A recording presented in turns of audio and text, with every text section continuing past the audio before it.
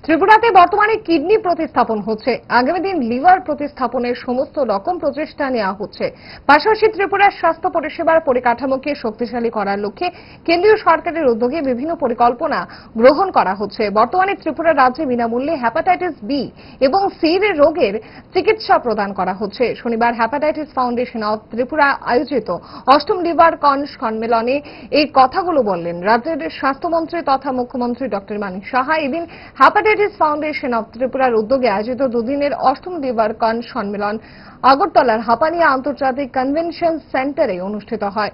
তাছাড়া সম্মেলনে উপস্থিত ছিলেন স্বাস্থ্য সচিব কিরণ গিত্তে, স্বাস্থ্য অধিকর্তা ডক্টর তপন মজুমদার, বিশিষ্ট hepatitis doctor Gourdas Chowdhury, hepatitis ফাউন্ডেশনের প্রতিষ্ঠাতা সভাপতি তথা লিভার কনের চেয়ারম্যান ডক্টর প্রদীপ ভৌমিক প্রমুখ।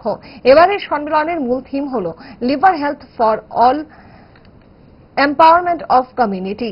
এই সম্মেলনে দেশ বিদেশের বিশিষ্ট লিভার এবং গ্যাস্ট্রোঅ্যাস্ট্রোলজি বিশেষজ্ঞ চিকিৎসকরা লিভার সংক্রান্ত বিভিন্ন বিষয় নিয়ে আলোচনায় অংশগ্রহণ করেন। Immunization industry. Services under the National Viral Hepatitis Control Program has been initiated in the state since April 2020.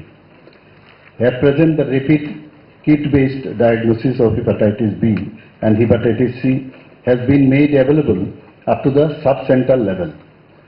The viral load testing of hepatitis B and C has been made available by nucleic acid amplification test at all district hospital, Vishalgarh Sub-Division Hospital and at Agartala Government Medical College. Treatment of hepatitis B and C is available free of cost at Agartala Government Medical College and all district hospitals and Vishalgarh Sub-Divisional Hospital.